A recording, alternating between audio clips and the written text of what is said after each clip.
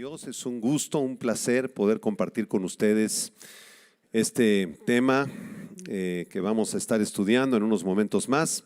Y antes de iniciar, quisiera preguntar si alguien viene por primera vez, si puede levantar su mano, alguien que venga invitado por primera ocasión a este servicio. Bienvenida de este lado, nos da mucho gusto recibirla. Allá atrás también tenemos varios invitados. Gracias a Dios, allá atrás también una persona nueva. Esta es su casa, Vida Nueva para el Mundo. Les amamos. También de este lado, no la había visto, bienvenida, qué bueno que está aquí con nosotros. No es casualidad que estén aquí, Dios les ha traído. Vamos a hacer una oración, si me acompañan, cierren sus ojos por favor.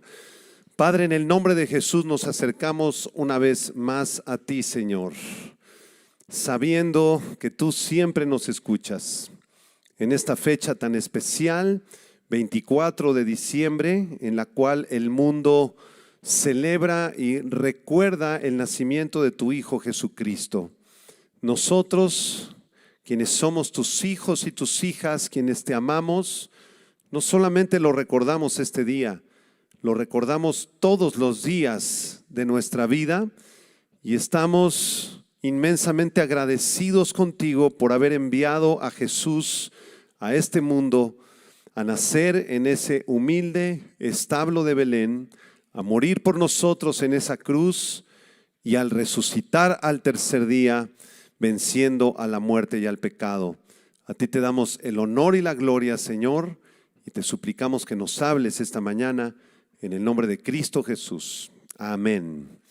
El tema de esta mañana es la teología de la Navidad, así se llama. Es un estudio teológico acerca de la Navidad y debemos decir en primer lugar que la palabra Navidad o natividad significa nacimiento. Para el mundo entero la Navidad pues representa fiesta, representa vacaciones, cena, comida excesiva y hasta toda clase de pecados.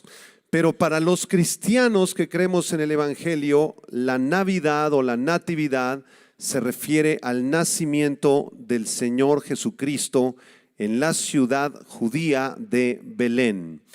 La fecha oficial del nacimiento de Jesucristo para la Iglesia Católica Romana, aunque no es la fecha verdadera, fue fijada por el Papa Julio I en el año 350. Y este Papa fijó justamente esta fecha porque era la misma fecha en la cual se celebraba la fiesta romana de la Saturnalia. Era una fiesta que se celebraba en invierno donde las familias se congregaban para intercambiar regalos, para calentarse ahí en la fogata, para comer en un ambiente familiar.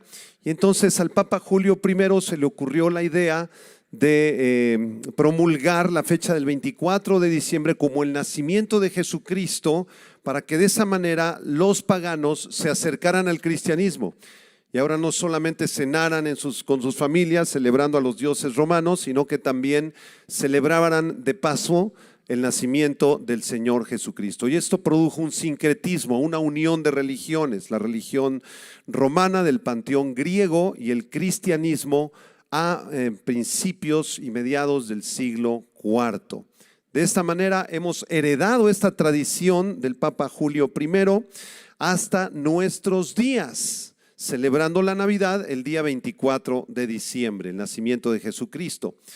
Sin embargo, la Biblia nos da otros datos y si hacemos un estudio de la fecha en la que Jesús nació, tomando en cuenta el turno en el cual le tocaba ministrar al sacerdote Zacarías, el esposo de Elizabeth, la Biblia indica que él le tocaba el 8º turno y haciendo un poco de cuentas sencillas, podemos llegar más o menos a la fecha aproximada del nacimiento de Jesucristo, que habría ocurrido aproximadamente en las fechas del Sukkot o de la fiesta de los tabernáculos que Dios le mandó a Israel en el Antiguo Testamento. Esto es a finales de septiembre y principios del mes de octubre.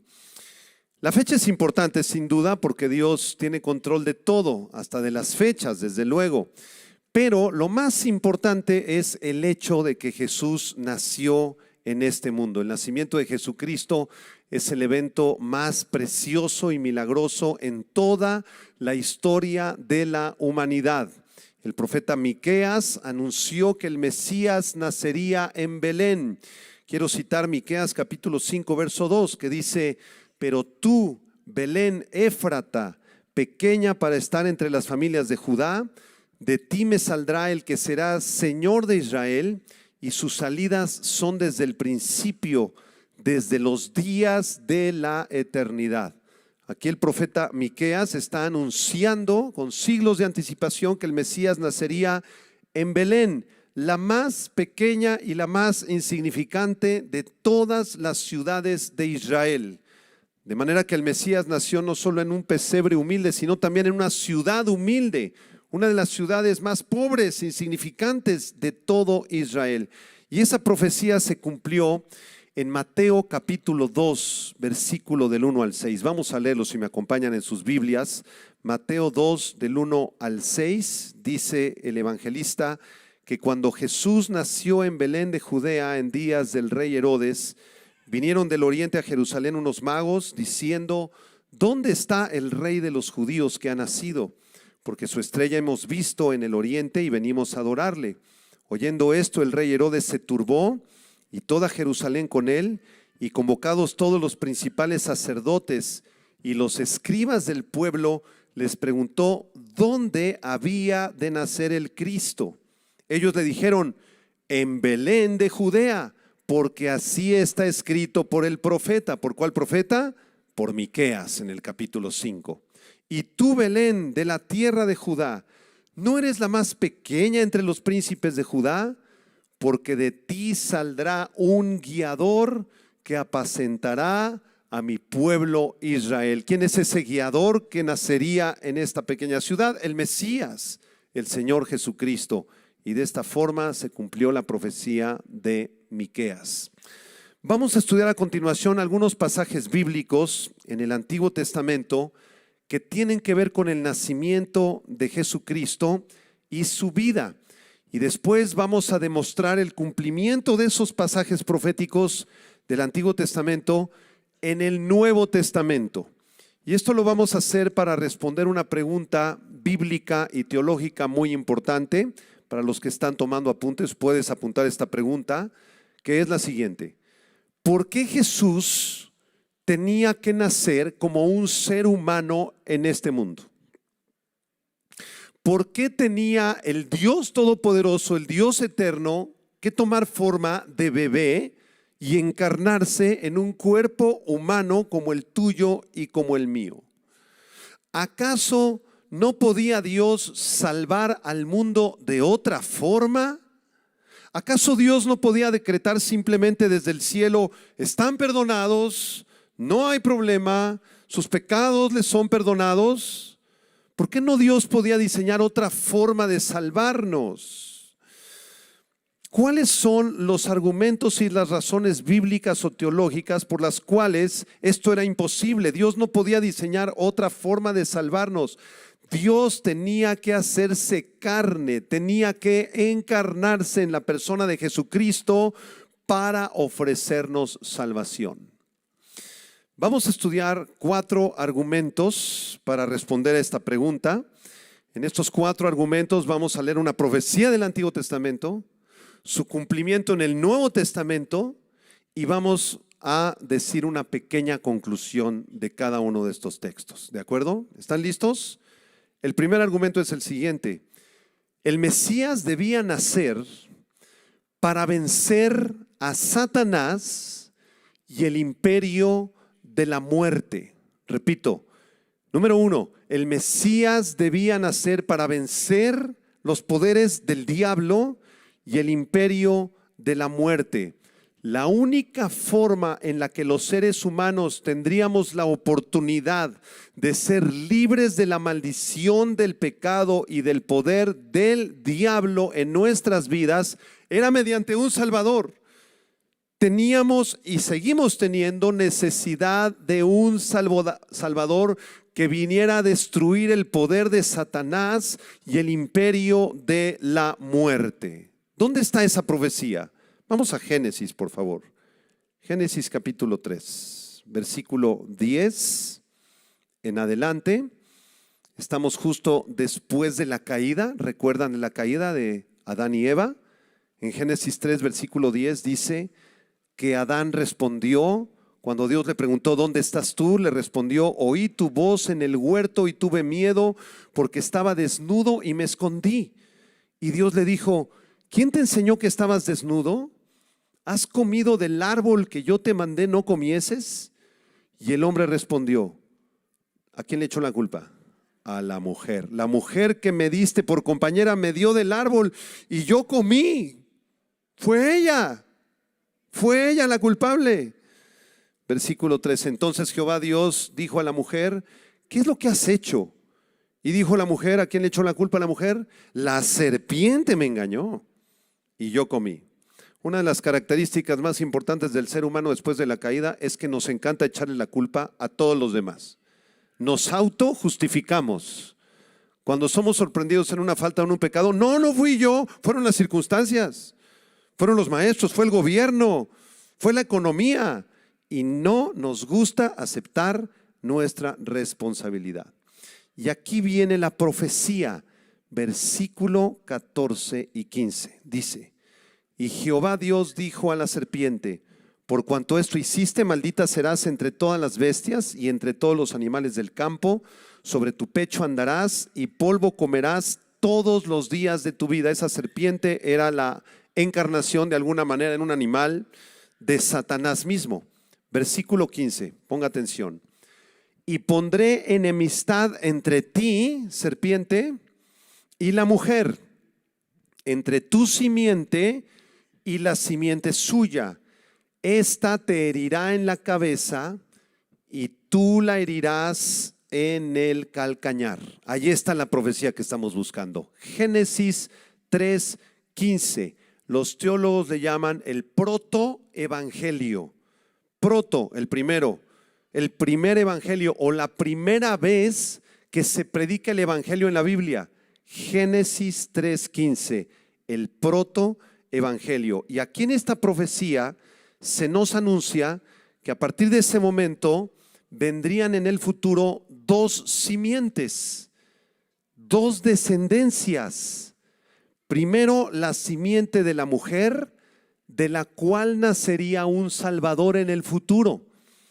Y desde este momento hasta el nacimiento de Jesucristo, la gente del Antiguo Testamento, especialmente la nación de Israel, estuvo esperando que naciera el Mesías del vientre de una mujer descendiente de Eva. Todas las mujeres son descendientes de Eva, igual los varones, ¿no es verdad? Entonces, el Mesías nacería de esta mujer, pero habría otra simiente también, la simiente de la serpiente, la simiente de Satanás. Por esta razón, sabemos que hay dos clases de personas y dos clases de simientes en el mundo. Los hijos de Dios, los que han recibido a Cristo como Salvador y tienen vida nueva, vida eterna. ¿Y los hijos de quién? Los hijos de Satanás, los hijos de el diablo que rechazan a el Señor Jesucristo. De manera que en este pasaje, en medio de la maldición, resplandeció un mensaje de esperanza. La mujer tendría un descendiente y ese descendiente es el Señor Jesucristo. Un día aparecería el Salvador y ese Salvador derrotaría a la serpiente. Por eso dice aquí en la Escritura que la descendencia de la mujer le daría un golpe en la cabeza a la serpiente, un golpe mortal. La serpiente, al contrario, le produciría un golpe no de muerte, un golpe en el calcañar. El calcañar, esta parte del tobillo, ¿no? Que está acá arriba, que es muy doloroso cuando nos lastimamos el tobillo. Es muy, muy doloroso, pero no es un golpe mortal. La serpiente haría que la descendencia de la mujer fuera a la cruz. Por eso Cristo murió en la cruz. Pero en su muerte, Él heriría a la serpiente con un golpe mortal. Esa es una profecía en la Biblia. ¿Cuándo se cumplió? Hebreos 2, versículo 14 y 15. Vamos al cumplimiento. Hebreos 2, 14 y 15. ¿Qué dice aquí el autor de Hebreos? Así que, por cuanto los hijos participaron de carne y sangre, Él, Cristo, también participó de lo mismo. Ahí está la razón de la encarnación. ¿Por qué Cristo se tuvo que encarnar? Porque tenía que participar de lo mismo. Tenía que hacerse carne y sangre. ¿Para qué? Versículo 14, léanlo conmigo. Para destruir por medio de la muerte en la cruz al que tenía el imperio de la muerte, esto es, al diablo, y librar a todos los que por el temor de la muerte estaban durante toda la vida sujetos a servidumbre.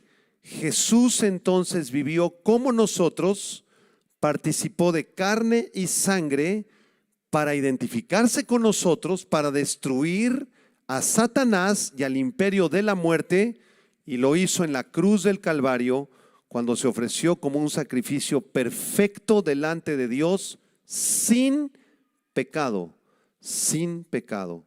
¿Cuál es la conclusión de este primer argumento? La conclusión es la siguiente: si Jesús no hubiera nacido en Belén de Judea, no habría Navidad. Y sin Navidad no tendríamos Mesías. Y sin Mesías nadie hubiera podido vencer a Satanás ni al imperio de la muerte. No habría esperanza para la humanidad. El Dios justo condenaría a todos los seres humanos a enfrentar su ira y la muerte eterna de sus pecados si no hubiera nacido el Señor Jesucristo en Belén de Judea. Gracias a Dios que tenemos Navidad y que el Señor Jesucristo nació en ese establo humilde. Te damos gracias, Señor, porque tú viniste a vencer a Satanás y el poder de la muerte. Impresionante primer argumento. Vamos a un segundo argumento para intentar resolver nuestra pregunta original, ¿se acuerdan? ¿Por qué Jesús tenía que nacer? ¿Por qué tenía que Dios convertirse en un bebé humano y nacer en Belén? Número 2, el Mesías debía nacer para ofrecer salvación a Israel y también a los gentiles. Repito, el Mesías debía nacer para ofrecer salvación a su pueblo. ¿De dónde es el Señor Jesucristo? ¿De qué nacionalidad? Judío. El primero vino a ofrecer salvación a los judíos. Como dice Mateo 15:24, Jesús dice: no soy enviado sino a las ovejas perdidas de la casa de Israel. Y en Juan 4:22 la Biblia dice que la salvación viene de los judíos. Si tenemos salvación y tenemos Mesías, es gracias a una muchachita judía llamada Miriam en hebreo, María en español. Y esa muchachita era descendiente del rey David, judía.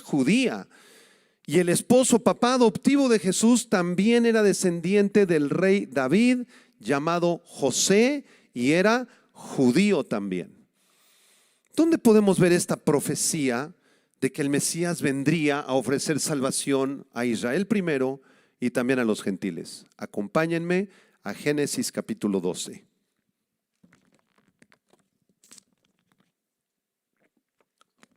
Génesis capítulo 12, versículo del 1 al 3, ahí encontramos el pacto abrámico, así se llama, el pacto que Dios hizo con Abraham. Dice así: pero Jehová había dicho a Abraham: vete de tu tierra y de tu parentela y de la casa de tu padre a la tierra que te mostraré. Noten cómo Dios le promete una tierra a Abraham. Y haré de ti una nación grande. Le promete una gran nación. Te bendeciré y engrandeceré tu nombre y serás bendición, Abraham. Versículo 3. Bendeciré a los que te bendijeren y a los que te maldijeren maldeciré.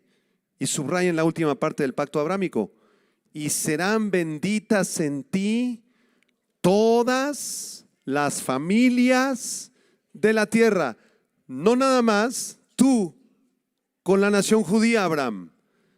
Todas las naciones de la tierra. Hermanos, eso incluye México, Bolivia, Chile, Ecuador, Estados Unidos, Hawái. Todas las naciones de la tierra. Dios le prometió a Abraham una tierra, una descendencia y bendición, no solo para los judíos, sino para todos los países del mundo. Denle la vuelta a la página, Génesis 22, del 15 al 18. Génesis 22 del 15 al 18, después de que Abraham subió al monte Moriah y estuvo a punto de entregar en sacrificio a su hijo Isaac, ¿se acuerdan? Fue obediente a Abraham. Y vamos a ver qué pasó aquí, Génesis 22, 15. Y llamó el ángel de Jehová a Abraham por segunda vez desde el cielo y dijo: por mí mismo he jurado, dice Jehová, que por cuanto has hecho esto y no me has rehusado tu hijo, tu único hijo, de cierto te bendeciré. Y noten, y multiplicaré tu descendencia como las estrellas del cielo y como la arena que está a la orilla del mar, y tu descendencia poseerá las puertas de sus enemigos. En tu simiente serán benditas, ¿quiénes? Todas las naciones de la tierra, por cuanto obedeciste a mi voz. ¿Cuántos le dan gracias a Dios que Abraham obedeció? Gracias, Señor, que obedeció. Y si obedeció fue por su gracia de Dios. Porque gracias a la obediencia de Abraham tenemos acceso a la salvación por medio del Mesías. Muy bien, esta es la promesa, esta es la profecía aquí. Una descendencia como la arena del mar, eso se refiere a la descendencia física de Abraham, la nación de Israel, a la cual bendecimos porque se encuentra en guerra y ahora lo están bombardeando el norte del Líbano. Ya comenzaron a bombardear la parte norte de Israel. Los países árabes están muy molestos y en cualquier momento está ya una tercera guerra mundial. Pero desde aquí, desde Tlalnepantla, bendecimos al pueblo judío, bendecimos al primer ministro Benjamín Netanyahu y a todos los soldados, hombres y mujeres, los niños y las niñas de la nación preciosísima de Israel, porque sin ellos no tendríamos Mesías. ¿Cuándo se cumplió este pacto abrámico? Al menos parcialmente, Vamos por favor a Gálatas capítulo 3, versículos 6 al 9. Aquí se cumplió la parte de la bendición a todas las naciones y salvación para todos los pueblos del pacto abrámico. Gálatas 3, versículos 6 al 9. ¿Qué dice? Léalo conmigo. Gálatas 3, 6. Así, Abraham creyó a Dios y le fue contado por justicia. Sabed, por tanto, que los que son de fe, estos son hijos ¿de quién? De Abraham. ¿Tienes tú la fe de Abraham? ¿En qué Dios creía Abraham? En Jehová, el Dios todopoderoso, el Dios y Padre de nuestro Señor Jesucristo. ¿Crees tú en el Dios de Abraham, de Isaac y de Jacob? Si tu respuesta es amén, tú eres hijo e hija de Abraham. Dile al de junto, eres hijo de Abraham si crees en Cristo. Versículo 8, todavía no termina el pasaje. ¿Qué dice el 8? Y la Escritura, la Biblia, previendo que Dios había de justificar por la fe ¿a quién? A los gentiles, a los no judíos, dio de antemano la buena nueva a Abraham, diciendo: en ti serán benditas todas las naciones, de modo que los de la fe son bendecidos con el creyente Abraham. Si tú y yo tenemos la fe de Abraham, entonces somos justificados, no por las obras de la ley, por gracia. La justificación, la salvación es completamente gratis para todas las naciones de la tierra. Y de esa forma se cumplió la profecía del pacto abrámico. México es un país bendito en el nombre de Jesús, porque aquí habemos hijos e hijas de Abraham, hijos e hijas de Dios, que predicamos el evangelio. Y por esa razón México, aunque está sumergido en las drogas y en la corrupción política más grande que hemos vivido en muchos años, México es un país bendito por la presencia suya y mía y de todos los hijos de Dios que predicamos el evangelio en nuestro país. ¿Cuál es la conclusión de este segundo argumento? Esta es la conclusión. Si Jesús no hubiera nacido en Belén, no habría Navidad ni Mesías.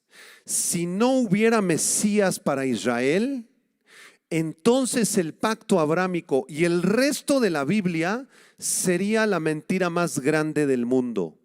No habría salvación para Israel, no habría salvación para los gentiles y Dios terminaría siendo el más grande fraude de la historia de la humanidad y su palabra sería mentirosa y quedaría totalmente descalificada.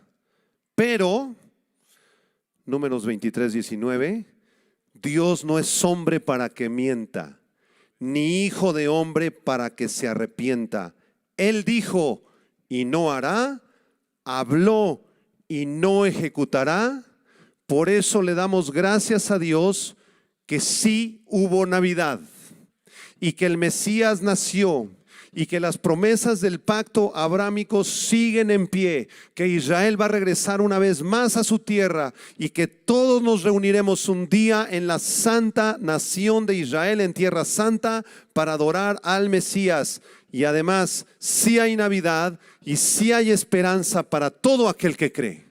¿Has creído tú en el Mesías? Hay esperanza para ti de vida eterna. ¿No has creído en el Mesías? Sigue escuchando el mensaje.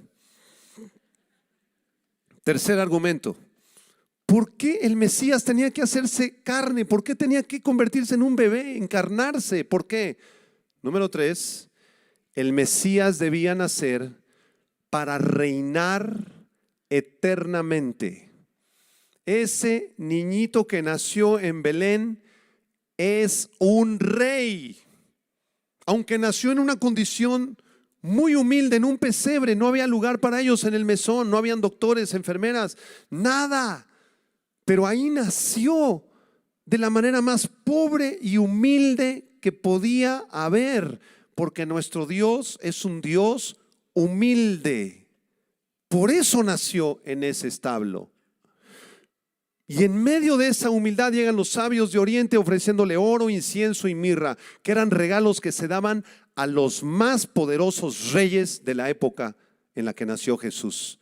Jesucristo es el rey de todos los reyes y gobierna sobre todos los gobernantes de este mundo. ¿Dónde está la profecía? Vamos al Antiguo Testamento. Segundo libro de Samuel, capítulo 7, por favor. Segundo libro de Samuel, capítulo 7, versículo 12 en adelante. Vamos a leer el pacto davídico. Ya vimos el pacto con Abraham, ahora vamos a repasar el pacto con David. Se llama el pacto davídico. ¿Quién fue David? El rey de Israel, ¿se acuerdan? Segunda de Samuel 7, versículo 12, ¿qué dice? Le está hablando el profeta Natán a través de la voz de Dios. Es Dios mismo a través de Natán el que le está hablando a David. ¿Qué le dice? David, cuando tus días sean cumplidos y duermas con tus padres, yo levantaré después de ti a uno de tu linaje, el cual procederá de tus entrañas, y afirmaré su reino.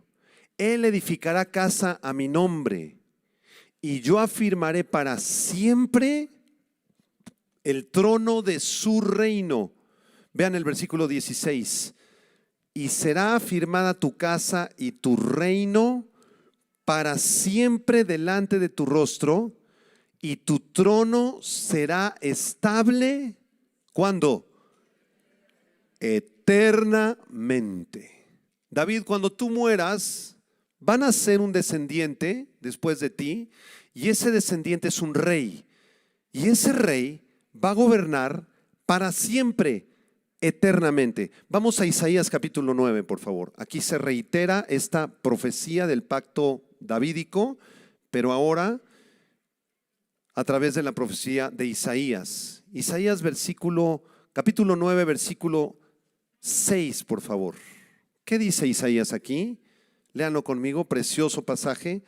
Porque un niño nos es nacido, hijo nos es dado, y el principado sobre su hombro. Es un príncipe, y se llamará su nombre admirable, consejero, Dios fuerte, Padre eterno, príncipe de paz. Noten el versículo 7, ¿qué dice? Lo dilatado de su imperio y la paz no tendrán límite sobre el trono de David y sobre su reino, disponiéndolo y confirmándolo en juicio y en justicia desde ahora y para siempre.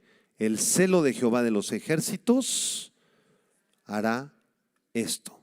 Jehová le entregó esta preciosa promesa al rey David en segundo libro de Samuel, al profeta Isaías, anunciando que en el futuro nacería un bebé. Un niño nos es nacido. Y ese niño sería el admirable consejero, Dios fuerte, Padre eterno, príncipe de paz, y tendría un reino que duraría por toda la eternidad. ¿Cuándo se cumplió? ¿Ya se cumplió esto? Parcialmente. Porque actualmente no gobierna el Señor Jesucristo en Jerusalén. Tenemos gobiernos corruptos, gobernantes perversos que están a punto de iniciar una guerra mundial. Ya lo mencionamos. Entonces, ¿cuándo comenzó a cumplirse esta profecía? Lucas capítulo 1, versículo 31 al 33. Esta profecía que leímos en Samuel y en Isaías es una profecía de doble cumplimiento, así se llaman. Es una profecía que se cumplió en la primera venida de Cristo parcialmente, pero que se va a cumplir de forma total en la segunda venida de Cristo. Vamos a leer el cumplimiento en la primera venida de Cristo. Lucas 1:31. El ángel está hablando con María. ¿Y qué le dice? Léanlo conmigo. Y ahora concebirás en tu vientre y darás a luz un hijo y llamarás su nombre Jesús. Este será grande, será llamado el Hijo del Altísimo, y el Señor Dios, ¿qué dice? Le dará el trono de David su padre y reinará sobre la casa de Jacob para siempre, y su reino no tendrá fin. Ese niño era el Mesías, el Rey de Reyes. En su primera venida, Él no estableció un reino físico y visible en el planeta, pero sí estableció un reino espiritual. Y a través de ese reino espiritual nosotros podemos adorarlo, porque Él es nuestro Rey soberano, ¿no es verdad? ¿Es Jesús tu Rey, tu Señor? Él es el que manda en tu vida. ¿Lo obedeces? Entonces ya hay un reino espiritual. Pero la profecía no solamente tenía un componente espiritual, también tiene un componente físico. Dice que Él reinaría físicamente en Israel y sobre Judá. Eso está por cumplirse en su segunda venida. Voy a darles algunas diferencias entre la primera y la segunda venida de Cristo. En su primera venida Jesús nació como un bebé en Belén. En su segunda venida regresará con un cuerpo glorificado aquí a la tierra. En su primera venida Jesús apareció como el Cordero de Dios que quita el pecado del mundo. Pero en su segunda venida ya no viene como Cordero, viene como el león de la tribu de Judá para juzgar a todas las naciones. En su primera venida fue juzgado injustamente por el gobierno humano, pero en su segunda venida Él viene a juzgar a todos los países de la tierra y establecer un reino de justicia. En su primera venida Él permaneció en la tierra 33 años con su cuerpo físico, pero en su segunda venida aparecerá para gobernar al mundo por 1000 años y después por toda la eternidad. Y así se cumplirá las palabras del pacto davídico. Vamos a Apocalipsis 19, una probadita de cómo será la segunda venida de Cristo, que estamos esperando. ¿Cuántos están esperando a su Señor? Ya viene muy pronto el Señor Jesús. Muy pronto va a venir a establecer su reino. Sí, un aplauso de gloria a Él, por favor. Te amamos, Señor. Apocalipsis 19, 11 al 16, ¿qué dice? Entonces vi el cielo abierto. Apocalipsis 19, 11. Es Juan el que está escribiendo. Y he aquí un caballo blanco, y el que lo montaba se llama Fiel y Verdadero. ¿Cómo se llama Jesús? Fiel y verdadero, y con justicia juzga y pelea. Sus ojos eran como llama de fuego, y había en su cabeza muchas diademas, y tenía un nombre escrito que ninguno conocía sino él mismo. Estaba vestido de una ropa teñida en sangre, y su nombre es el Verbo de Dios. Y los ejércitos celestiales, vestidos de lino finísimo, blanco y limpio, les seguían en caballos blancos. De su boca sale una espada aguda para herir con ella a las naciones, y él las regirá con vara de hierro, y él pisa el lagar del vino del furor y de la ira del Dios Todopoderoso, y en sus vestiduras y en su muslo tiene escrito este nombre, todos fuerte: Rey de Reyes y Señor de Señores. Jesús viene pronto a establecer un reino de 1000 años. Será un reino de paz, de justicia, de bendición.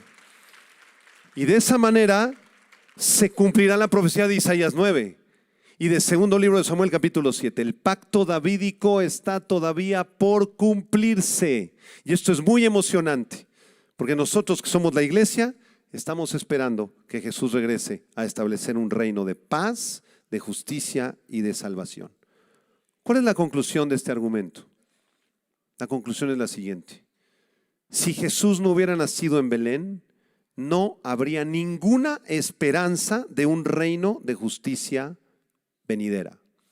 Si Jesús no hubiera nacido en Belén, no habría primera venida de Cristo, y por lo tanto tampoco habría segunda venida de Cristo.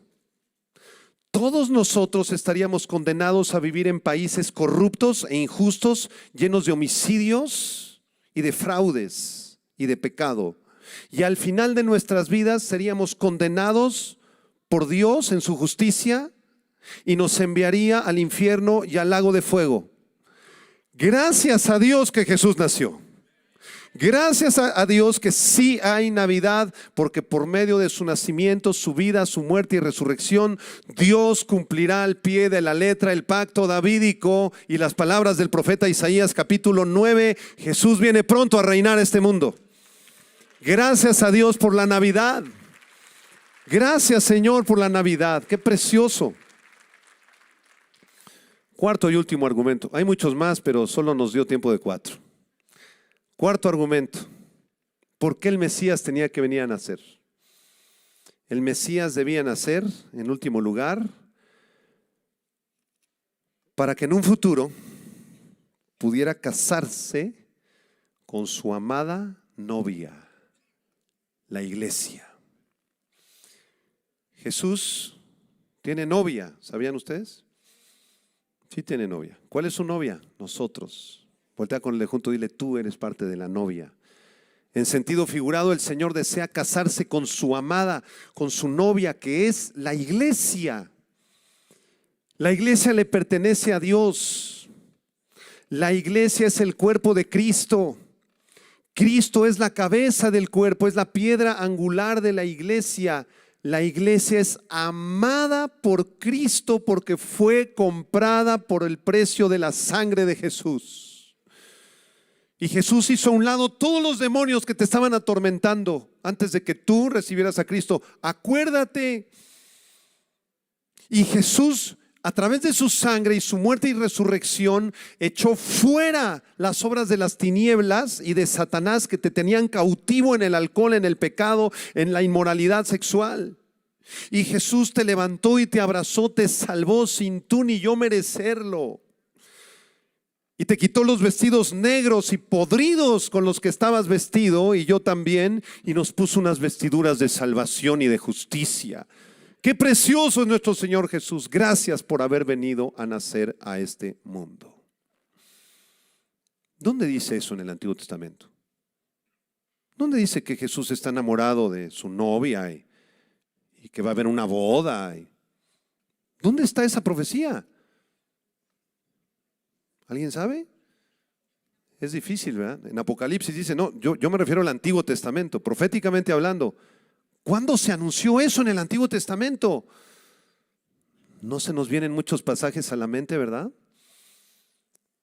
Pero hay un pasaje ahí, en los tesoros más preciosos de la Biblia, en donde se anuncia esto. Salmo 45. Véalo. ¿Qué dice el Salmo 45? Vamos a leer solo unos pocos versículos. Vamos a leerlo juntos. ¿Qué dice? Salmo 45. Rebosa mi corazón palabra buena. Dirijo al Rey mi canto. Mi lengua es pluma de escribiente muy ligero. Eres el más hermoso de los hijos de los hombres. La gracia se derramó en tus labios. Por tanto, Dios te ha bendecido para siempre. ¿A quién le está hablando? Los teólogos dicen, se refiere a la boda de Salomón con la reina de Egipto. Puede ser, pero aunque esa es una posible interpretación, Salomón no era el más hermoso de los hijos de los hombres, porque después vino uno mucho más hermoso que Salomón, que se llama Jesucristo. Este es un salmo de doble cumplimiento. Se cumple en Salomón, pero se cumple proféticamente en Jesucristo. Versículo 3. Ciñe tu espada sobre el muslo, oh valiente, con tu gloria y con tu majestad. En tu gloria sé prosperado. Cabalga, como el texto de Apocalipsis 19, cabalga sobre palabra de verdad, de humildad y de justicia, y tu diestra te enseñará cosas terribles. Tus saetas agudas, con que caerán pueblos debajo de ti, penetrarán en el corazón de los enemigos del rey. Y vean el verso 6. Tu trono, oh Dios, es eterno y para siempre. Cetro de justicia es el cetro de tu reino. ¿A quién le está hablando? Al más hermoso de los hijos de los hombres. ¿Quién es? El Mesías. Note cómo en el versículo 6 al Mesías se le llama Dios. ¿Ya lo vieron? Versículo 7. Has amado la justicia y aborrecido la maldad.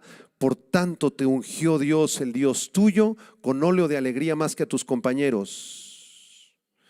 Mirra, aloe y casia exhalan todos tus vestidos, desde palacios de marfil te recrean. ¿Y dónde está la novia? ¿Qué pasó con la novia? Versículo 9. Hijas de reyes están entre tus ilustres. Está la reina a tu diestra con oro de Ofir. Uy, ándale.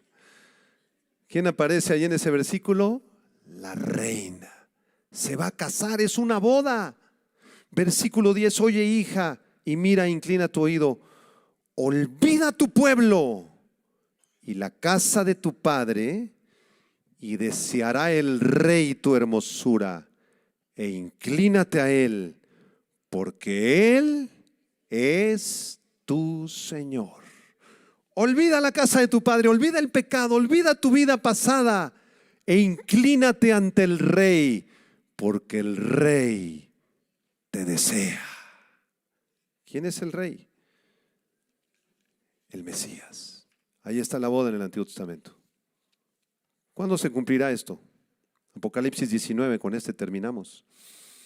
Apocalipsis 19, versículos 7 y 8, porque esta preciosa profecía se cumplirá justo antes,